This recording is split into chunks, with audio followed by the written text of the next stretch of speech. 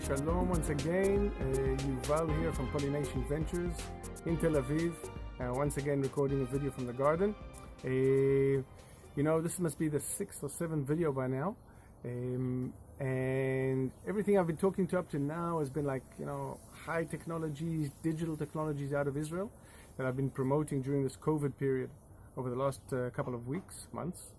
And I tell you, I want to give you feedback, the feedback that I received, which got me into this video right now.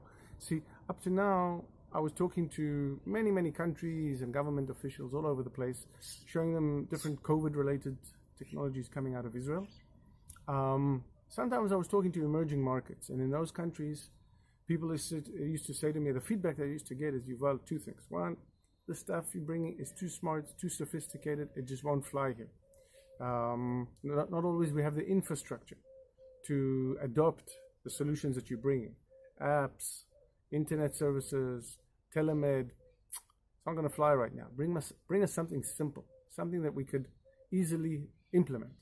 That was the one feedback.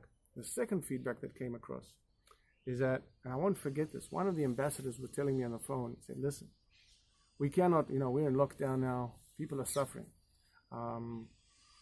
The informal economy cannot sustain itself for being weeks on end at home without any revenue. People are living off cash. We gotta open up the economy.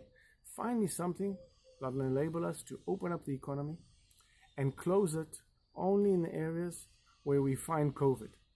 Okay, something that I could track and would give me an indication of which areas I can close and which areas I can open. And I remember this over a Zoom call, how he was explaining this to me. And I went around Israel looking for something that might be applicable. I think I've come across something. Okay, hear me out. This might sound a little bit disgusting in the beginning, but this is gold. In Israel, researchers here at one of the universities have been able to develop a technology to identify COVID in the sewage system. Yep, that's exactly what I meant. You could go and sample the sewage and be able to identify whether a certain neighborhood, where there's an outflow within the sewage of COVID. Now, being able to do this gives you two very important advantages you take note of. One, when you're getting an indication, if you sample the sewage system, and you sample the water running in the sewage, and you're getting an indication of COVID, that means that the indication is strong enough to indicate that there's not one person up the river that has got COVID. There's hundreds of people where an outbreak is about to happen. And when I say about to happen, that's the second point. And that is that the research shows that you're able to identify COVID in the sewage almost a week prior to when it shows up in human testing. A week. Okay? So that means that people are walking around asymptomatic, not feeling that they're infected, that they're sick. They're infecting their friends, but they're not aware of it. And yet already in the sewage, there is indications that they have COVID. And so couple these two things together, the ability to identify it a week in advance and the ability to lock in and zone on a mass group of population. Because what will happen is, as you test the COVID, if you pick up an indication, the next morning you will go upriver, upstream. Okay, this is why this is called stream tracing. You would go upstream into several points across the city and do additional tests in other places, and very quickly you will be able to identify the area of the city, the neighborhood in which an outbreak is about to happen.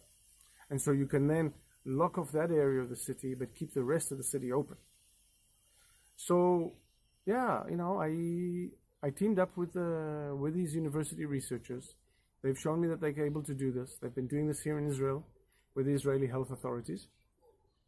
And now we're looking to teach other nations and empower other health officials around the world on how to test for COVID, how to sample the sewage and prepare the samples for testing, and then to go off and actually do the testing at the PCR laboratories, the very same equipment, the PCR or qPCR testing equipment that's needed, that's being used in any country right now to test for COVID.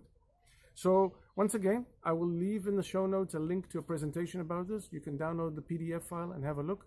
And if you have any questions, you know where to find me. Stay well, wash your hands. All the best from Pollination Ventures. I'm Yuval. Bye-bye.